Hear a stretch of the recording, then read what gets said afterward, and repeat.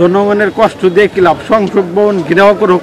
এখন আমাকে যেতে দিচ্ছে না, এটা আমার, কারণ আমি না গেলে আমার চাকরি থাকবে না। কারণ আমি ছোটো র্যাঙ্কের চাকরি করি, আমি যে এত ছোটো র্যাঙ্কের চাকরি করি যে আমাকে সবাই ধমক দেয়। আমি মনে করি কোঠা দিয়ে মেধার বিকাশ হয় না। আমি 10:30টার থেকে এখানে বসে আছি, কারে বলবো, কে শুনবে?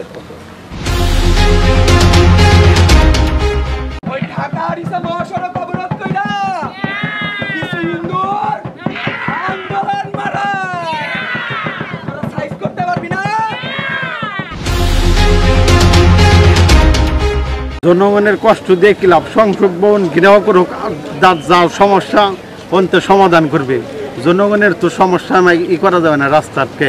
আমি 10:30টার থেকে এখানে বসে আছি, সামনে রাস্তা বন্ধ, যেতে পারতেছি না। আমার গাড়িতে শিপমেন্টের মাল আছে, গার্মেন্টস থেকে বারবার ফোন আসতেছে, ওদের শিপমেন্ট আটকে গেছে। কিন্তু এই কথাটা আমি বলতেছি, কেউ শোনার লোক নেই, কারে বলবো, কে শুনবে? তাই আমি খুব কষ্টে আছি, এবং এই দেখেন রোদ লাগতেছে, এরপরে এখানে সামনে বসেও থাকা যাবে না। আমার তো প্রচুর কষ্ট হচ্ছে। এটা সরকারে যে কোনো সময় সরকার আছে, সরকারের মন্ত্রী আছে, ওনারা বসে এটা জিনিসটা মিট করবে। এই অবস্থা আমাদের পাবলিককে কেন কষ্ট দেবে? এটাকে সরকারের তো দেখা উচিত যে হাজার হাজার জনগণ কষ্ট শিকার হচ্ছে, কেন তারা করতেছে? মন্ত্রীরাও কি এগুলা চোখে দেখতেছে না? তারা তো এটা সমস্যার সমাধান করতে পারে অবশ্যই, তো তারা তো করতেছে না। এই গরমের মধ্যে হাঁটাটা কতখানি ভোগান্তি, সেটা তো ভোগান্তি বুঝতেই পারতেছে। আমি কতখানি হাঁটলাম, কতখানি অটোতে আসলাম। আমাদের অর্থেরও অপচয়, মানে অর্থেরও ক্ষতি, এবং শারীরিক পরিশ্রম, রোদ, এরকম সব দিক দিয়ে ক্ষতি। সরকার দাবিটা বিবেচনা করলেই পারে, তার কারণ এই কোঠা ধরে রেখে লাভ করছে। এখন মেধার এখানে বিকাশ হচ্ছে না। আমি মনে করি কোঠা দিয়ে হয় না, মেধার বিকাশ হয় না। রাস্তা বন্ধ, কোঠা আন্দোলন নিয়ে শুনলাম যে গাড়ি চলাচল বন্ধ করে গেছে। এখন এখান থেকে হেঁটে আসলাম, কোনো যানবাহন বা কিচ্ছু নেই, পুরো রাস্তা হেঁটে আসতে হচ্ছে।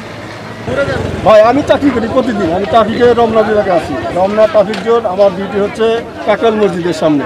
এখন আমি প্রতিদিন বাসা আমার এখানে ধামরাই, আমি এখান থেকে যাই, প্রতিদিন ডিউটি করি। এখন ডিউটিতে যাচ্ছি, ছাত্রদের আন্দোলন, ছাত্রদের দাবি, এটা তারা করতেই পারে। তাদের দাবি তারা হয়তো, তাদের ন্যায্য দাবি থাকলে তারা করবে। এই বিষয়ে দাবি কতটুকু কি, আর আমার বিষয়ে এখন আমাকে যেতে দিচ্ছে না, এটা আমার, কারণ আমি না গেলে আমার চাকরি থাকবে না। কারণ আমি ছোটো র্যাঙ্কের চাকরি করি, আমি যে এত ছোটো র্যাঙ্কের চাকরি করি যে আমাকে সবাই ধমক দেয়। একজন রিক্সাওয়ালা আমাকে ধমক দেয়। কাজেই আমি যদি না যাই, তাহলে আমার চাকরিটা থাকবে না, আমার চাকরি হবে না। এটাই মিথ্যা না, এটাই সত্য, এটাই সত্য, এটাই সত্য। আমি 4 কিলোমিটার হাইটে আসলাম। এখন স্টুডেন্টরা আসলে আপনাকে কি বললো? স্টুডেন্টরা আপনাকে কি বললো? স্টুডেন্টরা আমাকে বলছে এই যে কোটা সংস্কারের দাবিতে যে ছাত্ররা আন্দোলন করতেছে, এটা আপনি কতটুকু যৌক্তিক মনে করেন?